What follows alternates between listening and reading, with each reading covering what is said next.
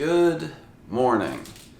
I'm level 44 today, and by the end of the day, I will still be level 44. 100 Team Go Rocket grunts, 50 Team Go Rocket leaders, and I really do want to grind this out, try to get it done in a single day, if possible, but today is not that day.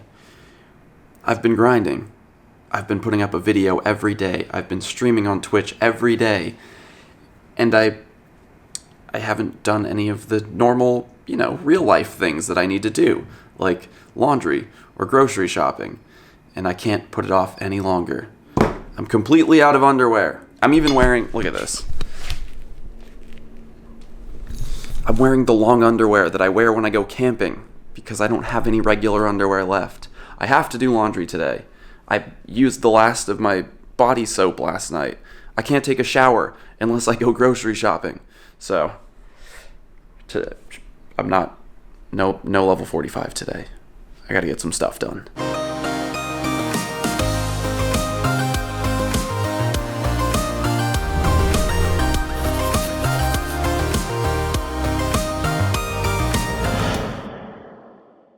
I'm done with everything I need to do today, and no grind doesn't mean no video, obviously, because you're watching it. But today, I just want to take some time to go over some recent updates, some recent feature additions to Pokemon Go that I've been getting a lot of questions about in the comments. So let's just talk about some new things that are going on, and see if I can help you out. The first thing I want to talk about is something that you may have noticed, either in my videos or in your own gameplay, and that is that silver Pineapp berries have been buffed. They're now more effective than a regular Pineapp berry. They give you more candies than a regular Pineapp berry. That should have been an excellent throw.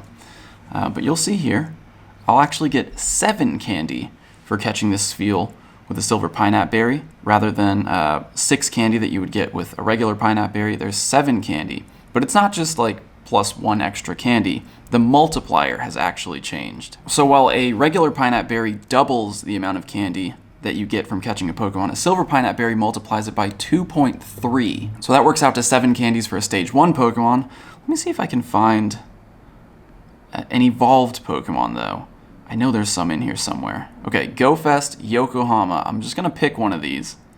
It's a good thing I have these in here, right? Poliwrath. So this is a stage 3 Pokemon. Normally these give 10 candy when you catch them.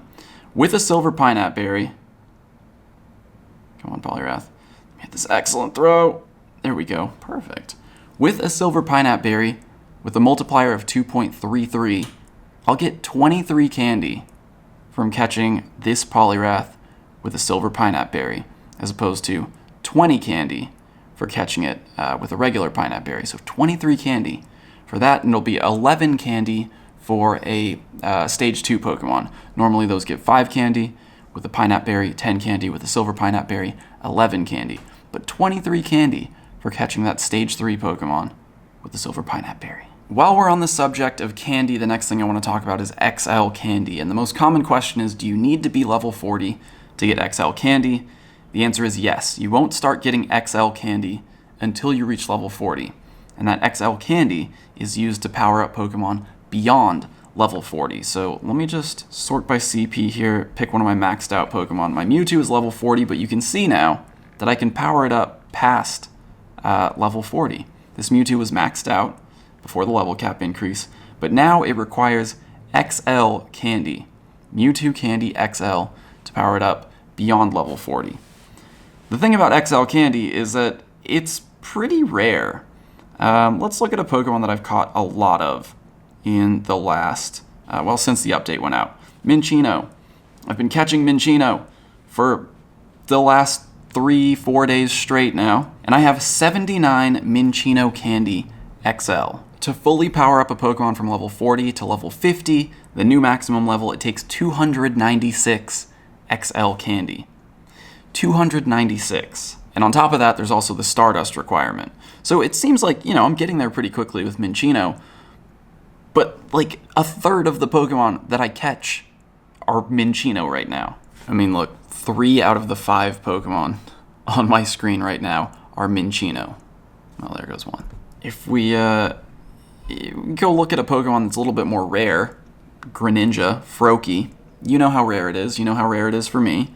I have 6 Froakie candy. 6 Froakie XL candy. So obviously, you can go through and see how many XL candies you've gained for any Pokemon that you've been catching over the last few days, and you'll kind of get an idea of how long it's going to take to get 296 XL candy. It's going to take a long time. The good news is, there's not really any reason to power up Pokemon beyond level 40 at this point, except for PvP. With the level 50 increase, some new Pokemon become viable in Great League, in Ultra League, but unless you want to use those Pokemon specifically, there's not really a huge need to max Pokemon to level 50 right now. So yeah, XL candy is going to take a long time to get, but it's also, in my opinion, really not that important. Regardless, let's talk about the different ways that you can earn XL candy. Obviously, the best way to do it is by catching Pokemon. It might seem like, at first, like maybe you're supposed to convert your XL candy or your regular candy into XL candy, because that is an option. The cost is 100 standard candies to make 1 XL candy. 100 candies to make 1 XL candy. That means if I put all of my current over 1,400 Grimer candy into making Candy XL, I end up with enough XL candy to power up the Grimer one time.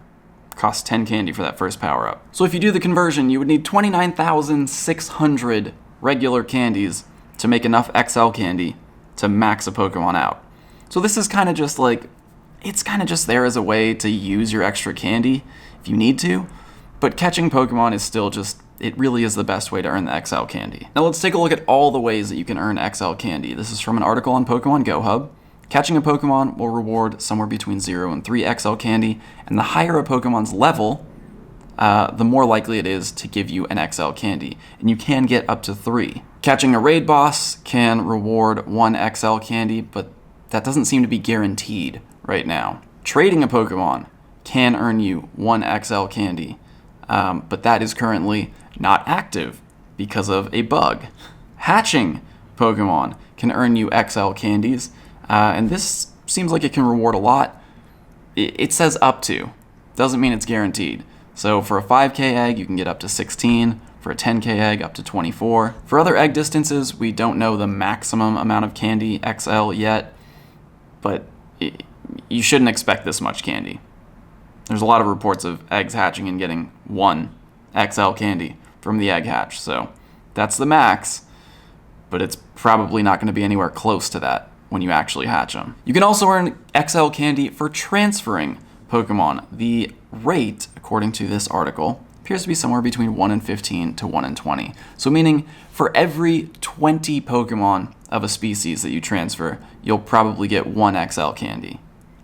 Again, 100 regular candy can convert to 1 XL candy.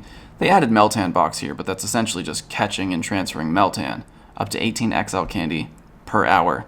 Meaning, if you're catching the same Pokemon for an hour straight, you might get 18 XL candy if you're lucky. In addition to that, there's also Rare Candy XL, which I'm not going to use. I only have 4, so it's super rare. And again, 4 Rare Candy XL. I think this is all from just level up rewards. It functions exactly like Rare Candy, where you can convert it into XL candy for a specific Pokemon, which I'm not going to do yet, but this is even rarer than just standard Candy XL. The next thing I want to talk about is a new feature that you've probably noticed when you're transferring Pokemon. You can now tag Pokemon, and you've probably also noticed it when you're going to appraise your Pokemon, because that tag button is now exactly where appraise used to be. So I'm sure you've hit it by accident several times now. So you can now tag Pokemon, and you can make up whatever tags you want and give them a color. So let's say I'm saving Pokemon to trade. I can make a tag called trade. I can give it whatever color I want. Let's go with orange. And I can add that tag to it. Let's say I want to select a bunch of Pokemon for trades. Gen 6 Pokemon, right? I'm saving these because I want to trade them later on to maybe flip IVs. You can mass select, mass tag Pokemon, and give them all the trade tag. Done. And now on the left side of your Pokemon box, you can see your tagged Pokemon. So you can quickly go to trade Pokemon, see the Pokemon that you want to, or that are tagged for trade. Another useful tag would be to tag all of your PvP Pokemon. So if you want to tag all your Pokemon that are built for PvP. You can do that and then access them really quickly, find all your PvP Pokemon. There's a lot of things. You can literally make up any tag you want. Whatever you want to tag your Pokemon for, you can do that now. Now, you may have also noticed that the search function has been updated. And unfortunately, you can't search for tags. That doesn't seem like a big deal because you can just go to your tagged Pokemon here, but if you're trading, that trade tag actually isn't going to be all that useful because once you're in the trade screen, you can't search for your tags. There's no way. There's no way to, there's no secret command to search for tags. So unfortunately, you can't search for tagged Pokemon. Keep that in mind when you're deciding how to use those tags. But there are so many things you can do with this new search function. There's recommended searches. There's also, if you tap on See More, so many different searches that it gives you. None of these are actually new searches. You could always do these searches by just typing in the specific things. So, so if I click on like a certain appraisal, 3 stars, right? We've always been able to do that. If you just type in 3-star, it pulls up the same search results.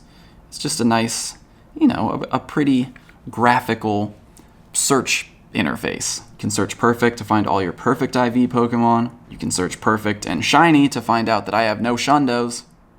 And you can also save recent searches. So that 3-star search that I just did, if you just long press and hold it, it'll add it to your favorites. But, adding a basic command like that probably isn't all that helpful. Just long press and you can remove it.